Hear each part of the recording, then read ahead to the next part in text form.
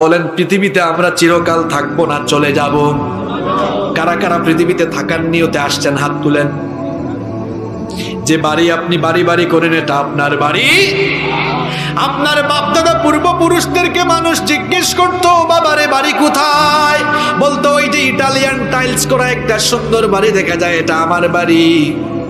সারা জীবন এটাকেই তার বাড়ি বাড়ি করেছে। শেষ পর্যন্ত এই এলাকার কোনো না কোনো কবরস্থানে 3.5 হাত কবরের নিচেই তার বাড়ি হয়েছে, ঠিক কিনা? আপনি দুনিয়ায় থাকবেন না, কোরআন যে আপনি শিখলেন না, কোরআন যে আপনি শিখলেন না, কবরে আপনি কি নিয়ে যাবেন? নবীজির সুপারিশ তো পাওয়া যাবে না। সবাইকে তো কবরে যাওয়া লাগবে, মরা লাগবে, এবারে কোনো সন্দেহ? কোরআনটা যে আপনি শিখলেন না, কোরআন না শিখে যে কবরে যাচ্ছেন, অবস্থা তো খারাপ হয়ে যাবে। শিখবেন শিখবেন করে তো আপনি কোরআনটা এখনো শিখলেন না।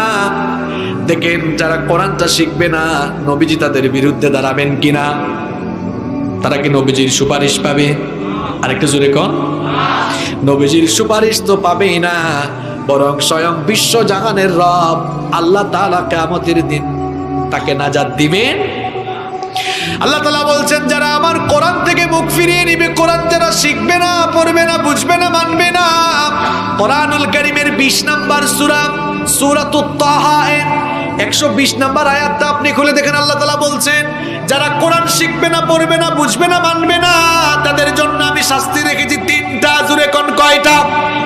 আল্লাহ তাআলা বলছেন ওয়ামান আরাদা আন যিকরি ফাইন্না লাহু মাঈশাতান দানকা ওয়া নাহশুরুহু ইয়াওমাল কিয়ামাতি আ'মা। আল্লাহ তাআলা বলছেন যারা আমার উপদেশ সম্বলিত এই কিতাব থেকে মুখ ফিরিয়ে নিবে, কোরআন যারা পড়বে না, বুঝবে না, মানবে না, শিখবে না, আমি তাদের জন্য কি শাস্তি রেখেছি শোনো। ফাইন্না লাহু মাঈশাতান দানকা, আমি তার জীবনকে সংকীর্ণ করে দিব। মুফাসসিরিনে কেরাম এই মাঈশাতান দানকার ব্যাখ্যায় দুটো অর্থ দিয়েছেন। 1 নম্বর অর্থ দিয়েছেন ওই লোকটার জীবন থেকে আল্লাহ সুখ শান্তি কেড়ে নেবেন। বলেন তো সুখ শান্তি জোর করে আনা যায়? সুখ শান্তি দেওয়ার মালিক কে? আমি এমন মানুষ দেখছি হাজার হাজার কোটি টাকার মালিক, বড় বড় ব্যবসায়ী, আমাদের সাথে পরিচয় আছে। ওই হুজুর খালি টেনশন, রাতের বেলা ঘুমাইতে পারি না, একটু ফু দেন। ওইদিকে রিক্সাওয়ালা মির্জাপুরে রিক্সা চালায়, 300-400 টাকা সারাদিনে কামায়, এশার নামাজের পরে ডাল আর আলু ভর্তা খাইয়া নাকে তেল দিয়া ঘুমায়, আছে না নাই? 300-400 টাকা ইনকাম করে তার ঘুম আছে, আপনার হাজার কোটি টাকা হওয়ার পরেও ঘুম নাই। কি বুঝলেন? ঘুম টাকা দিয়ে কেনা যায় না, ঘুম সুখ শান্তি যিনি দেন তিনি কে? আপনি এই আয়াতটা শুধু মিলান, যাদের জীবনে সুখ নাই, ঘুম নাই, শান্তি নাই, তালাশ করে গবেষণা করে দিয়ে তালাশ করে গবেষণা করে দেখেন ওই লোকগুলোর জীবনে আল্লাহর কোরআন নাই। আল্লাহ বলেছেন তোরা যারা তোদের জীবন থেকে কোরআনকে মাইনাস করে দিয়েছিস, কোরআনের আন্দোলনের বিরুদ্ধে দাঁড়িয়েছিস, আমার কালামের বিরুদ্ধে দাঁড়িয়েছিস, তোরা যারা আমার কোরআন পড়লি না, বুঝলি না, মানলি না, তোর জীবন থেকে আমি আল্লাহ নিজেই সুখ শান্তি কেড়ে নিব। আল্লাহ যদি সুখ নিয়ে নেয়, এত ক্ষমতা পাওয়ার পরেও, টাকা পয়সার মালিক হওয়ার পরেও আপনি সুখ পাবেন? আল্লাহ বলছেন তোর জন্য 1 নম্বর শাস্তি হলো তোর জীবনের সুখ শান্তি আমি কেড়ে নিব। অনেক মানুষকে আপনারা দেখবেন খুব তেলতেলে চেহারা, নাদুস নুদুস চেহারা, তার ভিতরের খবর জানেন না। ঘরে গেলে দেখবেন তার বউয়ের সাথে তার ঝামেলা, তার পরিবারের সমস্যা, তার ছেলে মেয়ে আতুল, ল্যাংরা, প্রতিবন্ধী, একটা না একটা সমস্যার মধ্যে সে আসেই আছে। এই গজবটা দিলেন কে? আমরা অনেক সময় মানুষের উপর জুলুম করে ফেলি। আপনি মানুষের উপর জুলুম করলে মনে রাখবেন আল্লাহ ছাড় দিবে না, কোনো না কোনো গজবের মধ্যে আল্লাহ আপনারে ফেলে রাখবে। আল্লাহ বলছেন যারা আমার কোরআনটা শিখবে না, 1 নম্বর শাস্তি হলো তার জীবনের সুখ আমি কেড়ে নেব। মুফাসসিরিনে কেরাম মাঈশাতান দানকার 2 নম্বর অর্থ দিয়েছেন। আল্লাহ তাআলা ওই লোকটাকে দ্বিতীয় যে শাস্তি দিবেন সেটা হলো কবরের জীবনটাকে আল্লাহ সংকীর্ণ করে দিবেন। আমরা সবাই কবরে যাব, এ ব্যাপারে কি কোনো সন্দেহ আছে নাকি?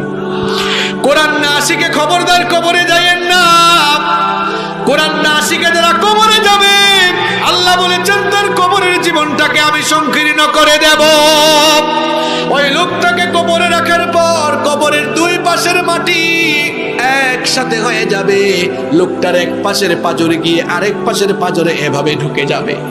এই রকম কবরের ভিতরে তাকে শাস্তি দেওয়া হবে। আমার টাঙ্গাইলের ভাইরা, কবরের শাস্তি থেকে আমরা বাঁচতে চাই কি চাই না? কবরের শাস্তি থেকে যদি বাঁচতে চাই, আল্লাহর কোরআনটা শেখার দরকার আছে না নাই? কোরআন যারা শিখবে না, পড়বে না, বুঝবে না, মানবে না, তিনটা শাস্তি আল্লাহ দিবেন। এক নাম্বার শাস্তি, তার জীবন থেকে আল্লাহ সুখ কেড়ে নেবেন। দুই নাম্বার শাস্তি, কবরের মধ্যে তার জীবন, তার কবরটাকে সংকীর্ণ করে দিবেন কে? আল্লাহ তাআলা বলছেন এই লোকটার জন্য তিন নাম্বার বেজ্জতির শাস্তি হলো ওয়া নাহশুরুহু ইয়াউমাল কিয়ামাতি আ'মা। আমরা সবাই কবরে যাওয়ার পর ইসরাফিলের শিঙ্গার ফুৎকারে যেদিন কিয়ামত হবে, সেদিন কবর থেকে আমাদেরকে উঠিয়ে হাসরের মাঠে নিয়ে একত্রিত করবেন কে? আল্লাহ তাআলা বলছেন কবর থেকে যখন মানুষগুলোকে উঠানো হবে, যারা কোরআন শিখে নাই, পড়ে নাই, বুঝে নাই, মানে নাই, শিখে নাই, আল্লাহ বলছেন এগুলোকে আমি কানা বানায়া, অন্ধ বানায়া কবর থেকে উঠাবো। কি বানায়া? অন্ধ। আরো জোরে বলে। এই লোকগুলো যখন অন্ধ অবস্থায় হাসরের মাঠে উঠবে, এই লোকগুলো তখন আল্লাহ তাআলাকে বলবে ক্বালা রাব্বি লিমা হাশারতানি আ'মা ওয়া ক্বাদ কুনতু বাসীরা। আল্লাহ একটা কথাও কোরআনে গোপন রাখলেন না। এই লোকগুলো বলবে রব্বি, হে রব, লিমা হাশারতানি আ'মা, আমাকে আপনি অন্ধ করে এই হাসরের মাঠে তুললেন কেন? আমি তো কানা ছিলাম না, অন্ধ ছিলাম না, আমার বাড়ি মির্জাপুর ছিল, আমি তো চোখে দেখতাম, খুব ভালো চোখে দেখতাম, চশমাও লাগতো না, কেন আজ আপনি আমাকে অন্ধ করে তুললেন? জবাব দিবেন কে? আরেকটু জোরে বলেন, তখন জবাব দিবেন কে? আল্লাহ তাআলা বলবেন ক্বালা কাযালিকা আতাতকা আয়াতুনা ফানাসিতাহা ওয়া কাযালিকাল ইয়াউমা তুনসা। আল্লাহ তাআলা বলবেন কাযালিকা আতাতকা আয়াতুনা, এই তোর ঘরে তো আমার কোরআন ছিল। ছাত্র ভাইয়েরা, তোমাদের পড়ার টেবিলে, বুক শেলফে সব বই রেখেছো, নাটক উপন্যাসের বইও রেখেছো, এখনো তুমি আল্লাহর কোরআন তোমার বুক শেলফে রাখতে পারোনি। আল্লাহ বলবেন কিরে, তোর ঘরে তো আমার কোরআন ছিল, তোর ঘরে কোরআন থাকা সত্ত্বেও তুই কোরআনটা চক্ষু ছিল দেখলি না, আমার কোরআন থেকে মুখ ফিরিয়ে নিলে। ওয়াকাযালিকাল ইয়াউমা তুনসা, তোর ঘরে কোরআন থাকা সত্ত্বেও তুই যেমন আমার কোরআন থেকে মুখ ফিরিয়ে নিয়েছিলে, আজ তোর মতো গোলামকে আমি আল্লাহ ভুলে গেলাম, তোর মতো গোলামের কাছ থেকে আমি আল্লাহ মুখ ফিরিয়ে নিলাম। ওয়াল ইয়াযু বিল্লাহ, নাউযু বিল্লাহি মিন। আল্লাহ যদি কাউরে বলে যা ভাগ, তোর কাছ থেকে মুখ ফিরেলাম, যা সর এখান থেকে, এরা নাজাত দিবে আর কে? কে তাকে বাঁচাবে? কে তাকে রক্ষা করবে? আমার বাবারা, আমার ভাইয়েরা, আমার মা বোনেরা, কোরআনটা যারা শিখেন নাই আল্লাহর শাস্তি থেকে বাঁচার জন্য, নবীজির সুপারিশ পাওয়ার জন্য, আজ থেকে কোরআন শেখার সিদ্ধান্ত নেওয়ার দরকার আছে না নাই?